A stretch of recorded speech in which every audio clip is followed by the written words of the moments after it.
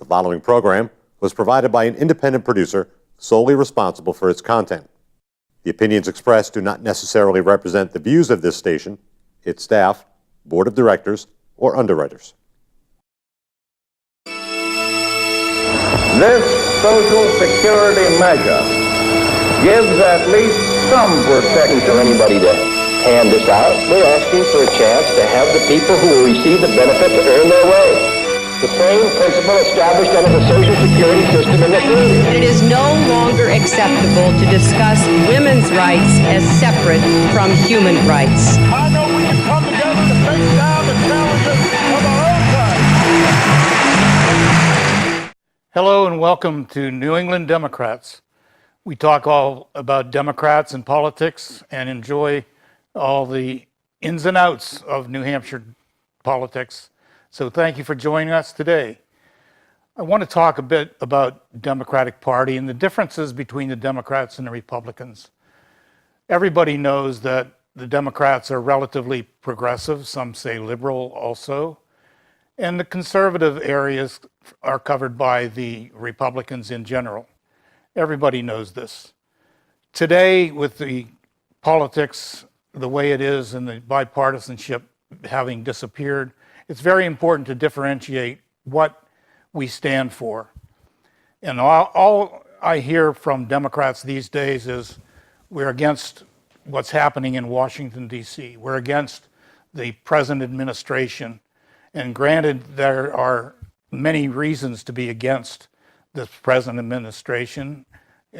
Our country is being led by an unqualified individual who has serious problems, both political and legal, and everybody knows this, but it's not just enough to be against any individual or the administration in general.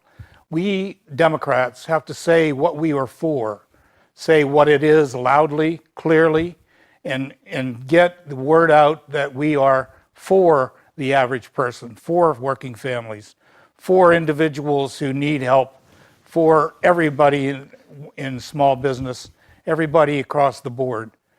We are largely led by donors from small families around the country and around the state, grassroots donors, and the opposition is led by, in large part, wealthy billionaire donors. So that's another differentiating factor. But again, we have to say what we are for. Democrats are for the environment, for protection of our environment, for our future, addressing climate change, addressing green energy, for public education, and strongly therefore, for mental health and health care in general, the expansion of Medicaid so that everybody has the ability to be covered. So these are things that we are for, and we need to strongly state that without equivocation and so on and so forth. So rather than be against what's happening in Washington, let's be for what our needs are and what our people are addressing and requiring. Today, we are very fortunate to have with us a very new candidate to politics. Mr. Tom Falter is with us. Tom is a Senate Democrat, and he's running for the Democratic nomination in District 12, which includes Nashua 1, 2, and 5 wards, as well as towns from here to Ringe along the Mass border.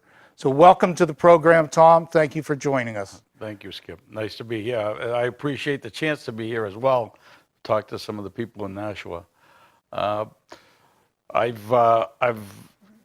kind of led into this whole this isn't what I do. I'm a construction worker, Skip. That's really what I am. Well, tell us a little more about your background, please. Okay, so I grew up in the Boston area, Watertown, Mass, as a matter of fact. And, my parents came from, my mother was from Roxbury, and my father was from Brighton. My father's family grew up along the Brighton stockyards. They were adjacent to it. So we have an agricultural background, believe it or not, but we lived in the city. So it's kind of ironic. But as years went on, you know, my uncles and my father got into the agriculture business. Some of them were livestock dealers. We rented a farm out in, or they rented a farm out in Lincoln, Mass. That's where I was born. My father got a job with the Department of Agriculture in Massachusetts, and he was an animal inspector. He went around to different farms and, you know, made inspections of the facilities and the animals there and the health. How long have you been in New Hampshire then? I've been in New Hampshire some 40-something years, since 1974. I moved to Ringe originally, and then over to Greenville after that. And you've been involved in union activity, understand? Yes, I am a glazer by trade. I became a glazer right after I got married in '76, and I worked at a non-union shop, or a couple of non-union shops, for like 6 years, and then I joined the union in 1980. It was 84. So you've been a union man ever since? Yes, I'm almost 35 years now. So, you know. And you were an officer in the union? Or? I went up through the chairs, all the chairs that are involved, the treasurer, you know, I was president of the local, and then I've also been active in our district council as well. I'm presently a delegate. I think I've served as like that for 16 years as a delegate. I'm also a trustee, chairman of the trustees as well. And you're presently involved with the union in a different way as well. Well, some 9-10 years ago, I had an opportunity to get into the training end of it. So I took a job with the Finishing Trades Institute of New England. They are the training branch of our union, the International Union of Painters and Allied Trades. I took that job, and at first it was a part-time job, and then it led into a full-time position as well. And just at the right time, so I could extend my career. I mean, once you get into the 50s, there's not too many construction guys that can last too much after that. So this was a bonus for me. I was able to extend my work life. And how did you get interested in politics? Well, civically, I was always involved in town politics. I started actually, I went to a zoning meeting. And, there was people said this and that about zoning, because we didn't have zoning in Greenville at the time. I think it was like 1988. And they were trying to get a zoning ordinance in Greenville. And it just interested me. And then I joined the planning board. And zoning it was a while before zoning got in. So we started to write the zoning ordinances, rewrite it a couple of times, put it before the voters a few times. And, I just went along with it. I was interested in planning, because construction and planning, they kind of seem to go together. And then I was chairman of the planning board for some time. After that, I left the planning board. I went to the zoning board after we passed for a history, so that, so people would know what happened, why it happened, and try to explain some of the ordinances as they came through. So I think, almost 25 years between the both of them. So, I have a foundation in town. So town politics. Yeah, well, it wasn't politics. It was service, town service. Town service, okay. Really, because there's no politics in the little towns. We're all just trying to survive. So, not that there are people for and against. I don't want to say that, but yeah, town service, I'd like to say. Okay. Yeah. And when did you and how did you conclude that you should run for the Senate? Well, Mr. Trump pushed me in that direction. Really, pushing quite a few candidates, actually. Yes. Yeah, that's really what happened. That was the end. That was the last or the straw. beginning, I should say. Yeah, well, that was the last straw. The last straw. Yeah, well, I was on the, I'm also presently on the Messinic School Board. That's the school district for Greenville and New Ipswich. Mm-hmm. And so I'm presently a member on that, and I represent Greenville and New Ipswich. How long have you been on the school board then? I just got on a couple of years now. It was a new thing. They needed somebody. and I was getting, the end of my career, so I'm thinking, what am I going to be doing next? And I do enjoy going to town meetings and being a service. My whole family's been active in the community, in different committees and stuff, and baseball and just a variety of things. We're pretty well known in the town as, trying to help out. Because that's really what it is. We're just a big group of people there, trying to get through. So you've been involved in public service for quite some time. Yes. And elective office seemed another step. Another step, and in between, the planning board and getting on the school board, I'm in different organizations. Like I said, the union stuff took up a lot of time. I belonged to the Masonic Lodge in the area. I was master of that 3 times. So there's always been something else going on in my life, and my wife and kids the same thing. Okay. So if you were to be elected to the Senate, what are some of your goals? What would you like to accomplish? Well, education is a big thing for me because I have grandchildren in school. I had children in school that got a great education, actually, and I'd like to make sure that continues in New Hampshire, but it's at a cost.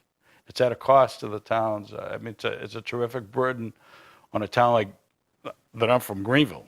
It is. Everybody has a hard time paying their taxes, and not New Ipswich as well, and some of the other towns out my way. They're struggling. But on the other, education is, the low-income families. The only way they can advance is through education. That's the only thing that's going to get them out. Education is our future, for sure. That's right. Yeah. So, in my own personal feeling, having been in Concord now as state representative for a while, my own feeling is that the state needs to support local education, local public education much more strongly, as it has in the past, but it's shifted too much of the burden onto the cities and towns. And so much of that burden falls on the property owner with property taxes and so on. I firmly believe the state needs to be more involved, get more of their revenues out to support public education in every town equally, as a matter of fact, so that every kid, no matter if he's from way up north or from downtown or from Bedford or Berlin, wherever, every kid should have the same resources. So hopefully the Senate will see it the same way. I hope so. And in our small town, the school is our center. That's where you can call it, if you want to call it daycare, because everybody's traveling to work. The school is a big employer in our district. There's a lot of people involved at the school, and and all our children are there. So that's a focal point for at least our town. Center of the community. It is. It's a center of the community. Exactly. That's where we have our meetings. If that's where that's where the baseball team is practicing in the gym. Okay. The cheerleaders are there. The dance club's there. The adult education, whatever it is, it takes place at the school. That is our focal point. So support for education is a prime mover for you. Well, education has a big emphasis on how we do as a community. The school is the center of everything, really. The churches as well, but the school plays a big part. So what else would be on your goal list? Well, since I'm a trainer, that's like easy for me. Training for young people to get a job that they like, because I love my job. Such as state-sponsored apprenticeship programs. Whatever, ours is probably one of the best kept secrets of our union apprenticeship.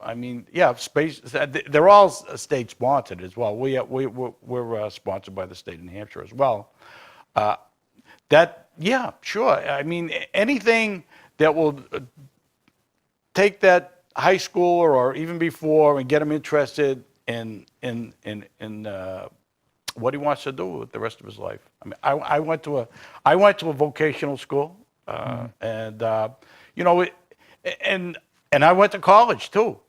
So, but I mean, by the time I got through college, I was well into my trades, and I couldn't, to tell you the truth, I couldn't match the benefits and the pay that I was getting. It would have been a step back. But I've always used my college education. I mean, Well, things have changed quite a bit. When I went to college, it was a very tiny fraction of the tuition that they're charging these days, even the state institutions. And we unfortunately have the highest state tuition of any state university here in New Hampshire, and we need to address that as well.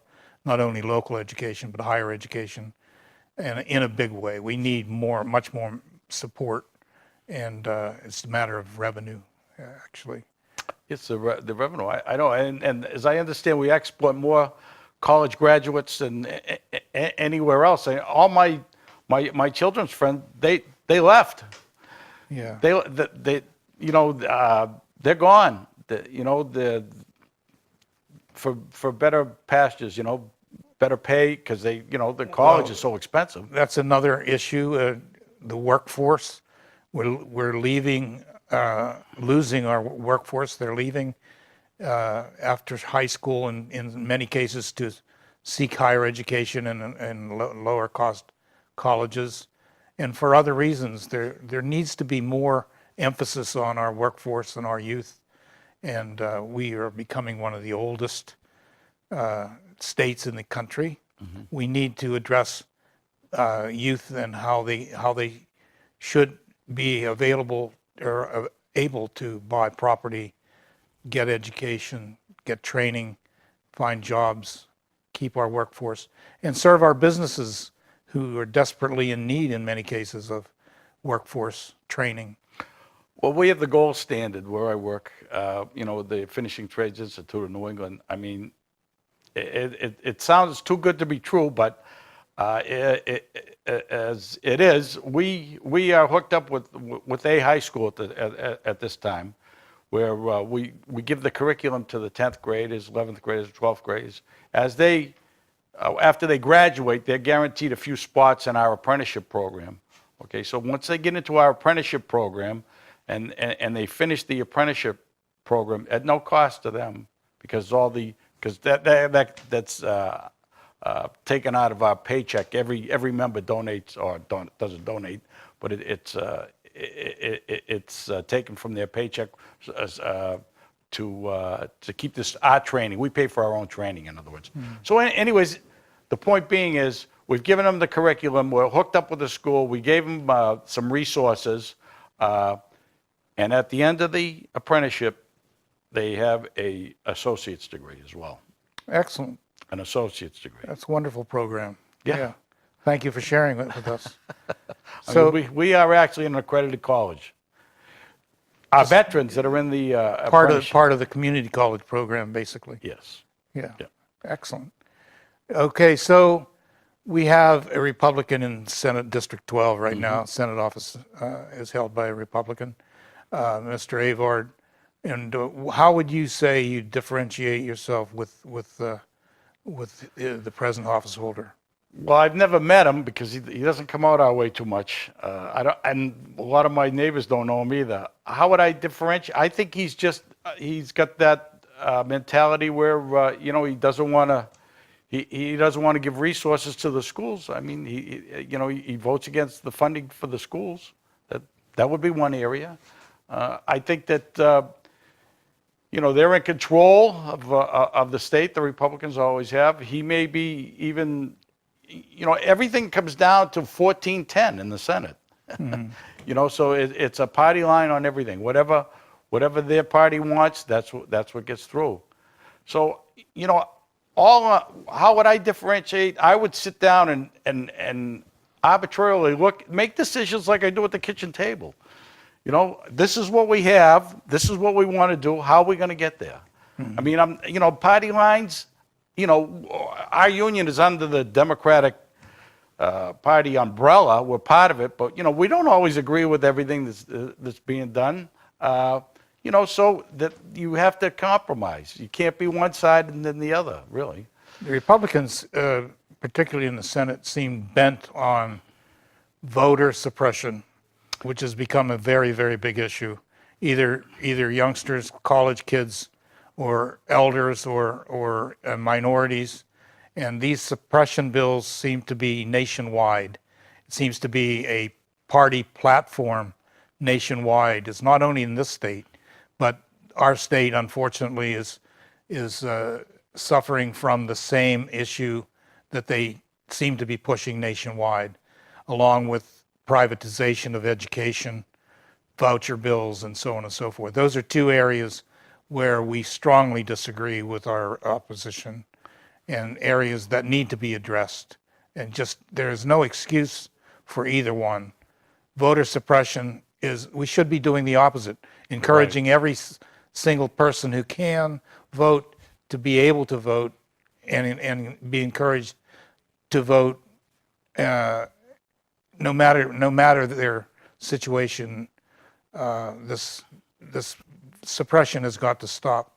The other issue is education, privatization, where they're using public funds for private schools or even religious schools in this voucher bill, which is terribly damaging to us in terms of education, and ultimately, therefore, damaging to democracy. So those are some of the areas where I differentiate, and we need to make some adjustments.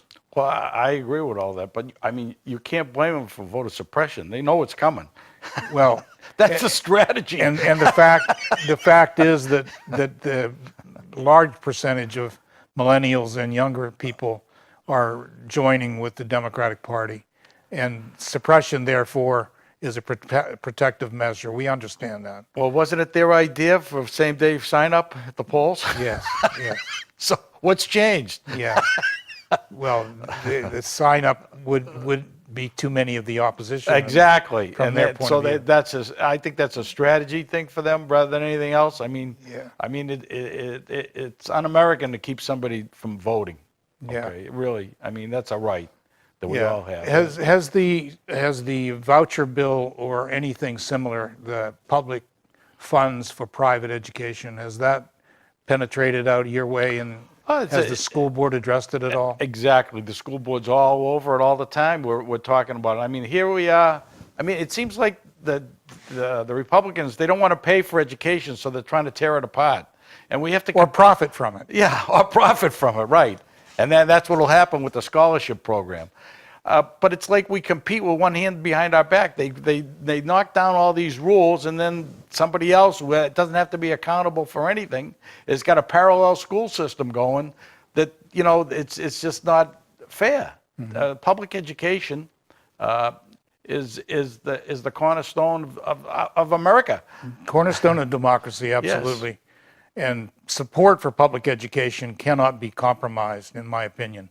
To take funds away from public education, give them to private schools, is just criminal in my view, and possibly unconstitutional when it comes to religious schools. So it's a very serious problem, because millions and millions of dollars are involved. And to have private entities profiting from public funds is just, to me, un-American. I just can't get over it.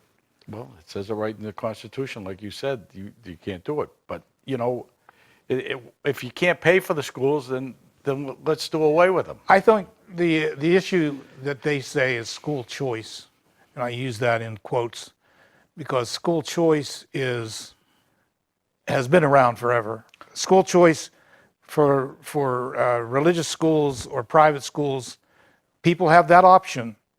Always have. And more recently for homeschooling, which I strongly object to, as far as detrimental to the community at large, the public at large. But it's been around forever, and nobody wants to argue with that choice. Mm-hmm. That choice is theirs, right? However, they, in making that choice, should also pay for that choice, not the rest of us. And so this is a very, very ticklish issue right now in the State House in Concord. Well, my parents made that decision when we were young, and I went right up 1 through 12, a religious school. So they made that choice a long time ago. People have been making that choice for a while. It's just an attempt to get somebody else to pay for it. They struggled with 5 kids, to put us all through private religious school, and it wasn't easy. They did it, and that was their choice. Right. Okay, and they paid for it. Yes. That's what we should still be doing. When you make choices, you arrange to pay for them. Right. Yeah. So anyway, that's a very, very tricky issue right now in the Senate and the House. Yeah, it really befuddles a lot of people. Why would it be? I mean, it's in the Constitution. I mean, it's choice. We have choice now, and there's so few resources at the public school now. Why take away more? I mean, the buildings are still going to be there. The kids are still going to be there. Maybe the classes will be a little smaller because some kids will leave, but the price, everything's going to cost.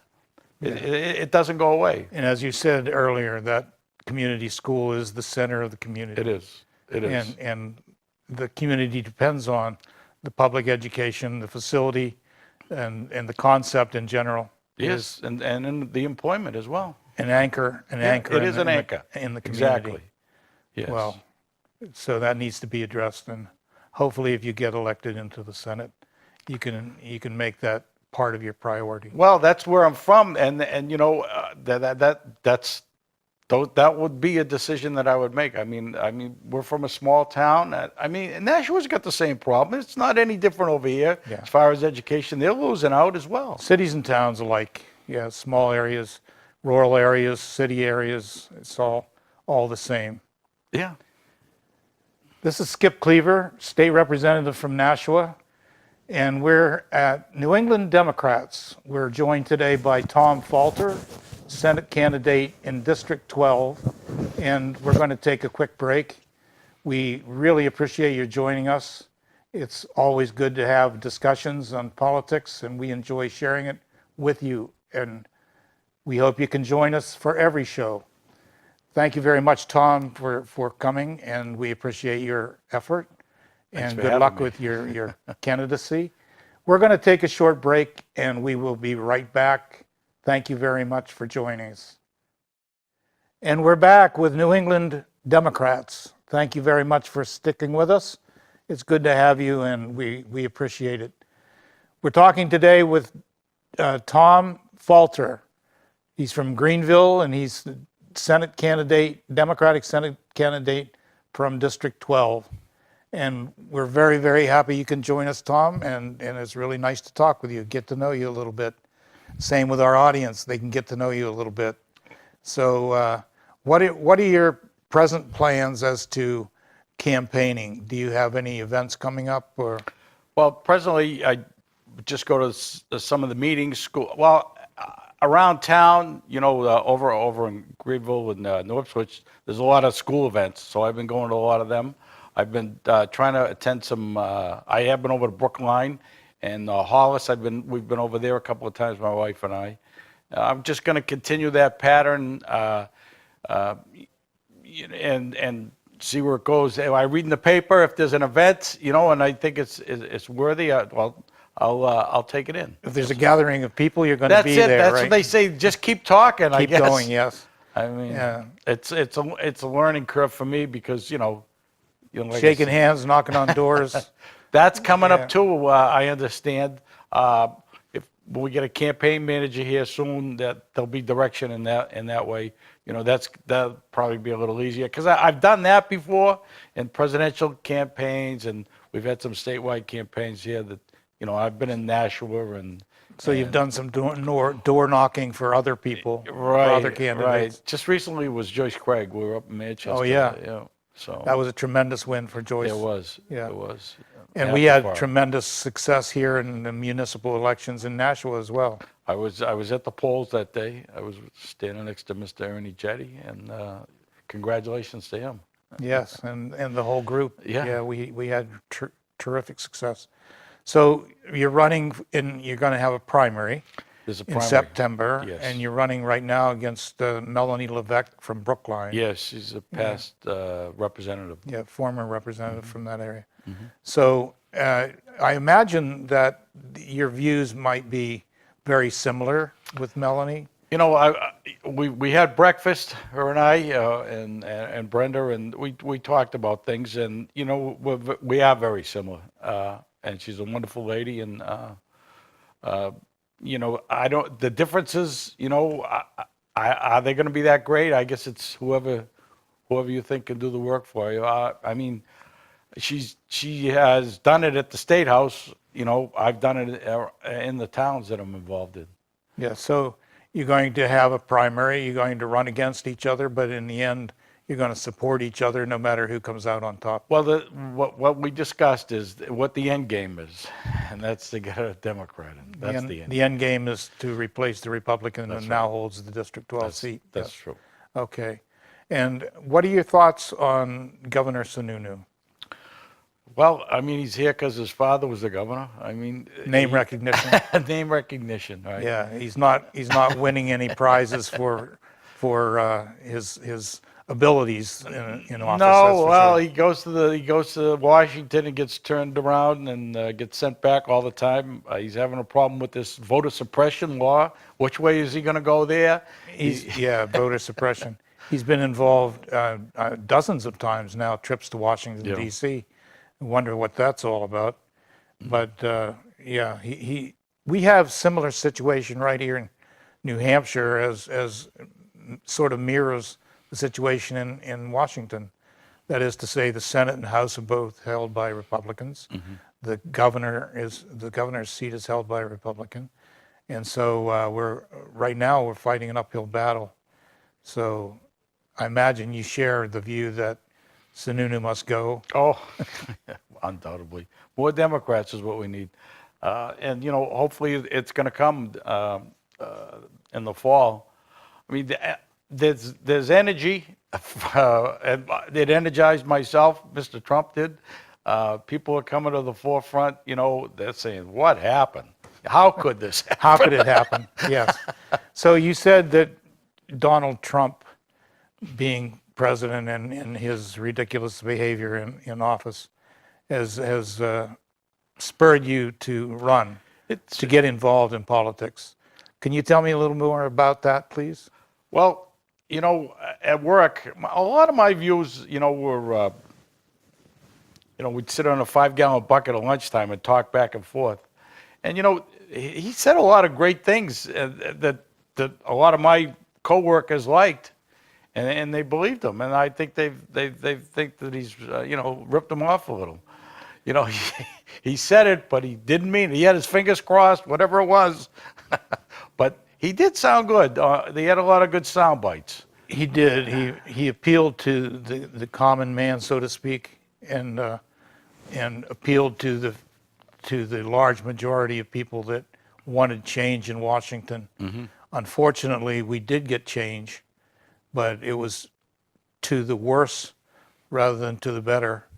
And now we're stuck with this situation. So Mr. Trump spurred you for getting involved in politics in a big way.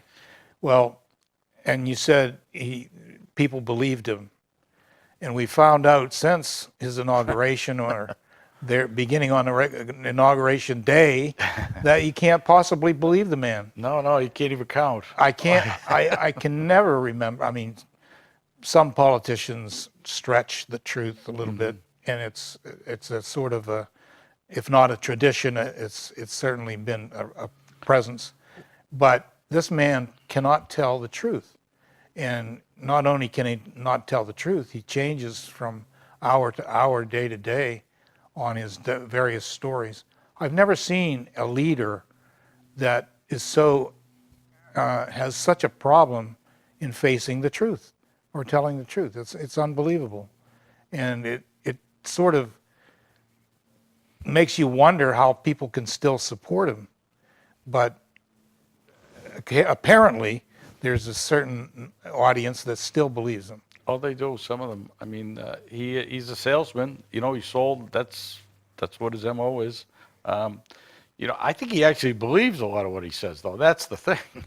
I think he believes he can do these things without help, all by himself, magically. We're going to get all this done. So, He states his wishes, yes. like the crowd on Inauguration Day, for example. Right.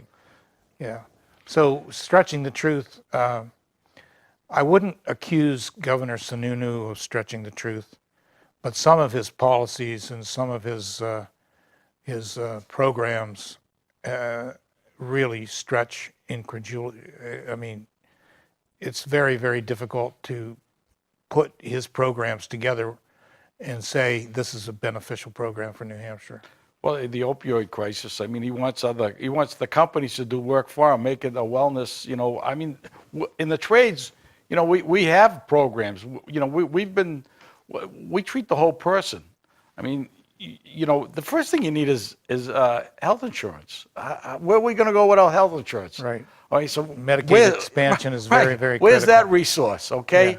The other thing is, talk about workforce development. We need healthcare people in this state that can do the job. We don't have enough. Right. We don't have enough facilities. I mean, that's the place to start, rather than saying, well, maybe the companies, maybe they'll help them out. Maybe they'll do something for them. And unless we get Medicaid expansion approved, some of those facilities, particularly some of the struggling ones in the far north and some of the rural areas, are going to close without that revenue stream. Right. And I was over to the process center here in Hudson a few weeks ago, because they've helped us out on our healthcare program. We've some of our members have joined them over there. And what we try to do is, there's an end game for the person that goes in. They go through so many steps. They get a job at the end. They can come back. Second chance people in my apprenticeship, in our workforce, they come back strong when they've straightened themselves out. They're a credit to society, and they're back on their feet, and they're making a big difference. So there are success stories. There are success stories. We need to put more emphasis and more finance, more resources toward the opioid crisis. It's tearing the state apart in many ways, tearing families apart. There's not anyone, I think, in New Hampshire that's not Everybody's been affected. Affected in some way, shape, or form, knows somebody or whatever.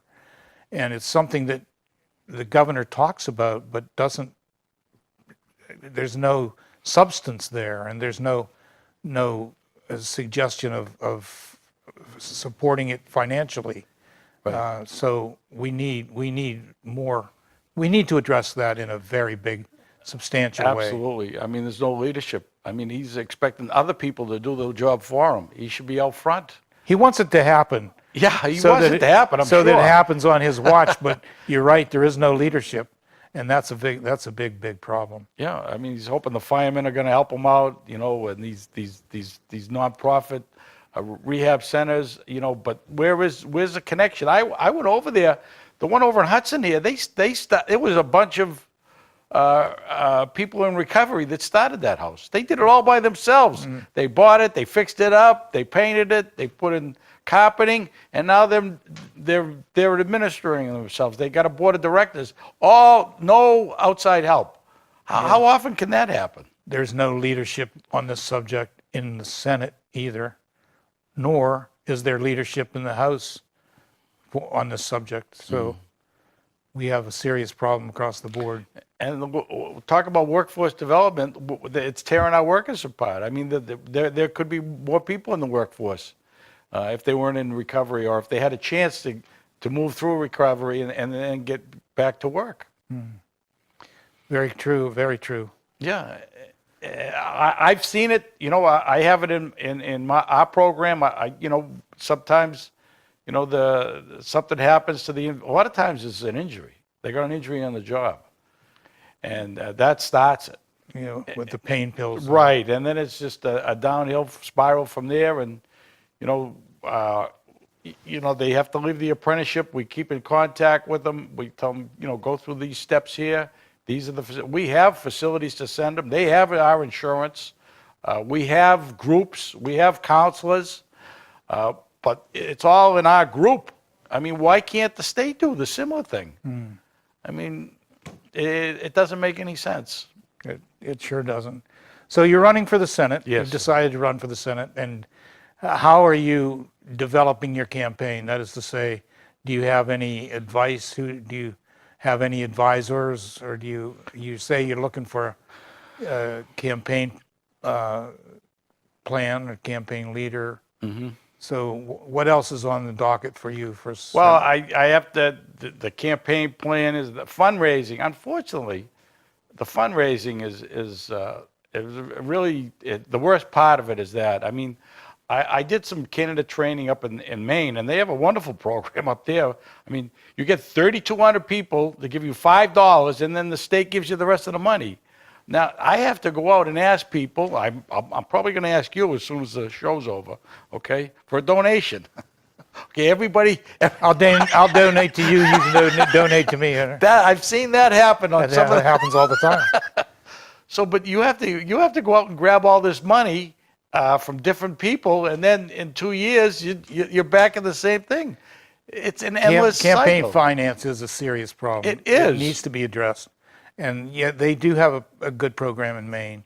We should copy that in New Hampshire. Yeah. Because the need to the need to raise money disenfranchises so many people. I mean, people who have money obviously have an advantage in politics, and it shouldn't be that way.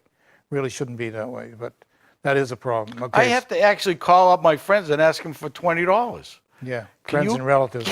And relatives. Yeah. I mean, it's a little disheartening and it's hard, but I guess that's the way our it's done. system works right now. Yeah. So what else aside from finance? Well, the door knocking is coming up. That'll be something that it should be. I think I'll enjoy that. Meeting people, and really that's been the best part so far. Is being yourself, everybody included. They've been pretty nice to me, and Brenda and I have been enjoying that as well. Getting out, meeting people, going to events, talking in front of people. Developing what are the problems. I mean, I don't pretend to know everything. I have a feeling. I know property taxes is big. It's always been, always will be. Education is big. The drugs are big, but there's other things that go along that I'm learning about. Interesting that you say that. What I found out very quickly when I ran for the House of Representatives is that people want to tell you what their thoughts are. Mm-hmm. And the worst thing you can do is go with a bunch of ideas and preach to people at their door. This is what I think. This is what I want. This is what the way it should be. This is where we're going. This is what I have decided. No, it doesn't work that way. No, you have to listen. You have to listen. Listening is key. And I think if everybody involved in public office were able to listen a little better, both before they're elected as well as after, we'd have a much better system. Well, in construction, before we start anything, we have a plan. All right, that's the blueprints. Right. Then you plan, you build, and you get finished on time all the time. I've never been in a building we didn't finish. That's a good comparison, actually. Yeah. Building by the plan. Well, that's the only way I know how. I mean, I've always, my only reference is construction, being a construction worker, and that's what I go back on. And and we listen at noontime. Everybody's on their 5-gallon bucket, their bologna sandwich, and everybody gets a shot at what needs to be said. Yeah. So you have a blueprint. I like that comparison. Yeah. You have a blueprint. You build by the blueprint. Right. You don't go off and build your own thing. No. Put the stairs in a different location. No, you can't or do that. Turn the kitchen upside down or whatever. You don't do that. No. So the same thing has to do with the campaign. Well, like I say, that's the only reference I can make to it. I mean, even in my, being a classroom instructor, I do the same thing there. when I'm instructing in front of the class, what's the plan going to be? What do we hope to accomplish, and let's get it done. We have to get it done, or it does nobody any good. Have a guide to go by. Yes. Yeah. So how do you think I mean, have you been to the State House? I've been to the State House. I've been to Right to Work. I'm always up there. I've been there many years. That was a good win. That was a good win. Yeah. I've always, you have to balance that with work. Just like a lot of my neighbors, I mean, they're busy. We leave at 4:30, 5 o'clock in the morning, and, we get back at 5 o'clock at night. I mean, for years, I've always had absentee ballots because I wasn't in town if we were working overtime or whatever. It was always to make sure I voted. I had to plan that out. Am I going to be home? Is there a chance I might not be home? So. Well, you need your constituents to do the same. Right. Plan on voting. Exactly. Yeah. I will. So you're enjoying it. So far, it's been great, and but I've met a lot of nice Democrats. They've been pretty easy on me, to tell you the truth. We had a nice dinner the other night. You're Yes, probably we did. able to meet a bunch of people. I was. Yeah. Yeah, I was. That was a great take-in for The me. McIntyre Shaheen dinner. Yeah, we're the talking about. McIntyre Yeah. Shaheen dinner, right? Yeah. And we were grouped up there with the state employees and some of the AFL-CIO people that were in our area, and that's the part of the umbrella that I'm in, really. But that doesn't mean that I don't know what the issues are in my own town. I mean, we're working class people. We're trying to make a living, and we want to bring our kids up the best way we can. Right. That's the issue. Yeah, The kids of the future, that's right. where it comes to their opportunities, their education, Absolutely. whatever we can do, and the environment. Key. These deniers of climate change are really, really out there. Well, And look at what happened yesterday. Yeah, I know. We need to really overcome that because the kids need a clean, livable planet. And we have a couple generations coming on that are going to be severely strapped with these problems, and we can't do that. Can't do that. We have to think of the future. Absolutely. And it's something you have to plan for. You have to have a plan in place. Just like, what are our goals? Where are we going? How are we going to get there? And let's get it done. Right. What's the issues or the address of clean energy in your area? Well, the pipeline we wanted to come through. A lot of people put a lot of effort into trying to stop that. Yeah, I understand you were part of the opposition on that. Well, it was in a precarious spot because, I was, being labor, they wanted to build it, but being in my backyard, I guess I was against it. Yeah. So, I made the decision as the other people in town that, it wasn't something that we wanted. It was kind of like, the way it came about, it kind of surprised me that that they went through all this and they couldn't sell enough capacity in the line. Well, it wasn't even for New Hampshire; it was for Massachusetts. Right, it was going someplace else. Not like they have one going down through Epping up to Manchester, the distribution line. I saw them put one in up in Loudon not too long ago. So there are pipelines going in. There's always been pipelines. But the future is the renewable energy, solar and wind, but we need a capacity to store it. And it's just like at my house. I mean, I burn wood, but I got an oil furnace just in case. Yeah. So I think we're stuck with gas. Are for there a while. any wind farms or There's a couple. solar farms out there? There's a couple, but not to the extent that they're going to build offshore.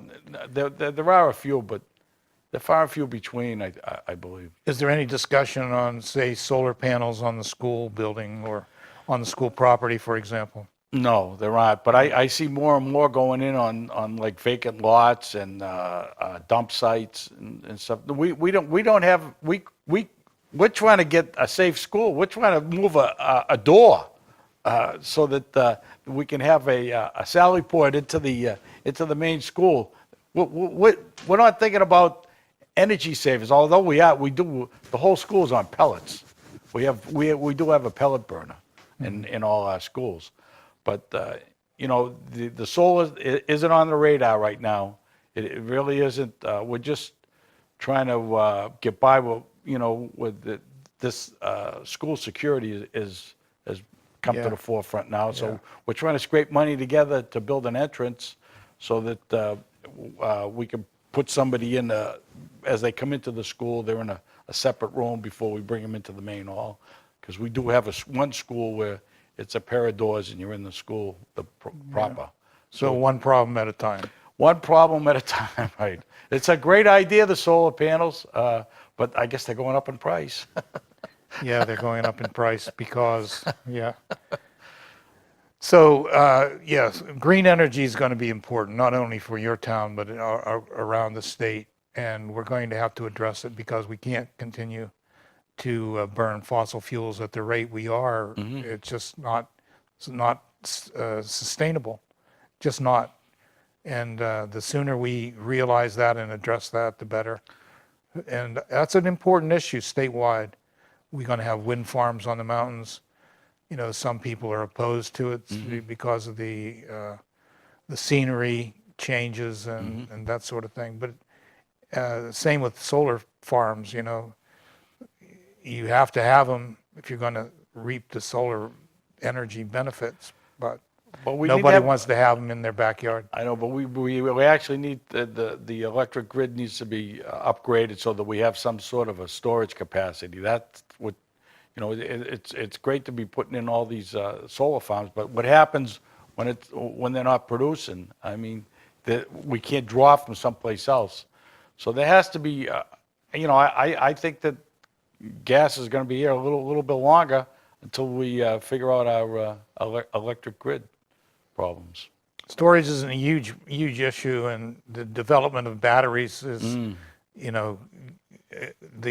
as they develop the capacity to store energy, newer, better batteries, and so on, I think it will grow. The idea of solar energy will grow because if the sun's not out, you're not going to get your energy. Yeah. So storage is important, particularly here in New Hampshire, where we have such long, dark winters. Yeah. Yeah, and getting darker and darker with climate change, huh? Yeah. They're getting longer. Yeah, it seems so. It does. So, I think climate change is a big issue. It's going to be a big issue for the Senate and the House of Representatives. Even though we have a small seashore, it's going to be big as far as sea level rise, the storm situation, and just addressing climate change in general.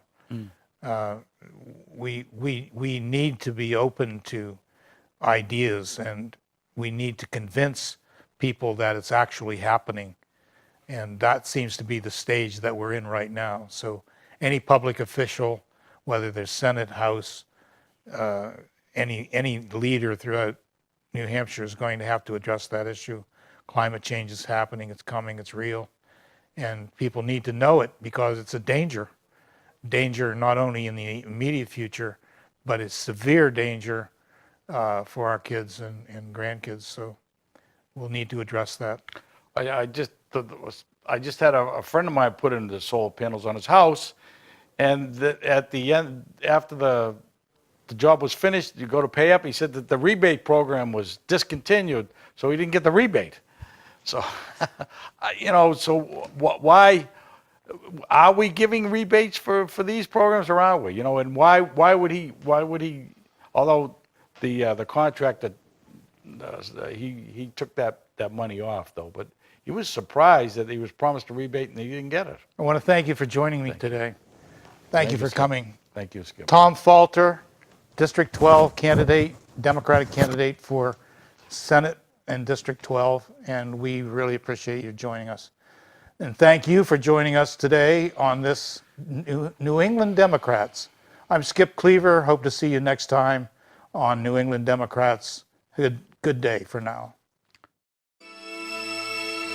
This Social Security measure gives at least some protection. For anybody to hand this out, we're asking for a chance to have the people who will receive the benefit to earn their way. The same principle established under the Social Security system in this area. It is no longer acceptable to discuss women's rights as separate from human rights. I know we can come together to face down the challenges of our own time.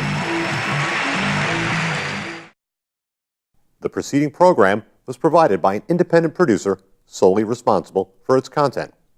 The opinions expressed do not necessarily represent the views of this station, its staff, board of directors, or underwriters.